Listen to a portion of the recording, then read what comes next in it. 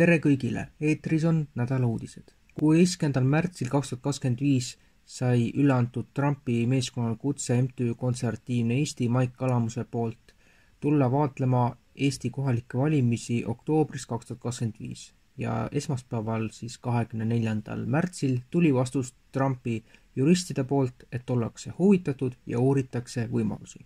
Esmaspäev tõi Lõuna-Korea jätkuvas poliitilises lahkhelis uue pöörde, kuna riigi konstitutsiooni kohus lükkas tagasi peaminister Han Duck-soo tagandamise ja ennistas ta kohe presidendi kohusetäitjana. Riik ootab nüüd veelgi olulisemat otsust president Yoon Suk-yeoli tagandamismenetluse õigsuse kohta.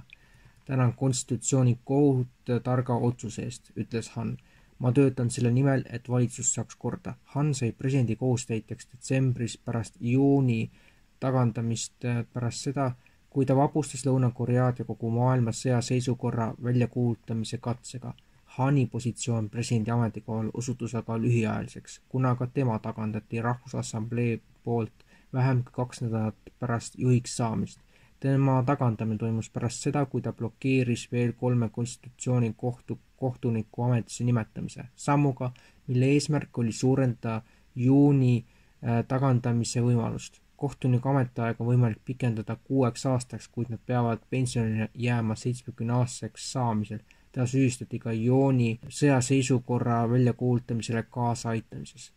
Sellest ajast alates on Lõuna-Korea valitsust juhtinud rahandusminister Choi Sang-mok. Märgiks, et Rahvusassamblee tagandamispalavik on endiselt täies jõus, esitasid opositsioonierakonnad eelmise nädala ettepanekuga Choi tagandamiseks, kuna neid on vihastanud tema sagedased vetod seadusandlusele ja tema venitamine uue vasakpoolse konstitutsiooni kohtuniku ametisse nimetamisega, kelle assamblee on juba heaks kiitnud. Venemaa teatas teisipäeval, et ei avalikusta USA-ga esmaspäeval lõppenud 12 tundi kestnud Ukraina teemaliste kõneluste üksikasju, kuna eeldatakse, et USA-Venemaa ühisavaldus tehakse peagi. See puudutab ju tehnilisi kõnelusi, ütles Kremli pressiesindaja Dmitri Peskov teisipäeval. Tehniline, see tähendab läbirääkimisi koos detailidesse laskumisega, nii et kindlasti ei avalikustata nende kõneluste sisu. See on midagi, mida ei tasu oodata, vahendas Venemaa uudisteagentuur TASS Vladimir Putini pressiesindaja sõnu. Peskovi sõnad tegid kahtlust, kas Saudi Araabias toimunud esmaspäevasel läbirääkimiste voorul on tehtud edusamme. Praegu analüüsitakse delegatsioonide pealinnadesse tehtud aruandeid ja alles hiljem saab rääkida mõistmisest, ütles Vene ametnik. Ning Sisejulgeolekuministeeriumi THS sekretär Kristi Noem ütles sel nädalal valitsuskabineti koosolekul, et likvideerib föderaalse hädaolukordade juhtimisagentuuri FEMA.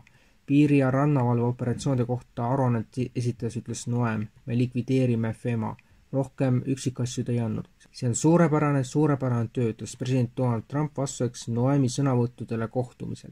Selle aasta alguses soovitas Trump avalikes märkustes, et ta võib hädaolukordade lahendamise agentuuri laiali saata või vähemalt selle kapitaalremonti teha.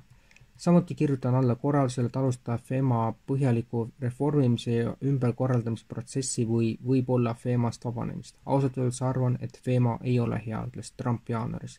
Ta mainis seda uuesti, kui külastas jaanuaris Los Angelesse metsa tulekahjude tagajärgi, öeldes: Ma ütlen, et te ei vaja FEMAt, vajate head osariigi valitsust. FEMA minu arvates väga kallis, enamasti ebaõnnestunud olukord. Sellised olid meil uudised, kohtume järgmine nädal.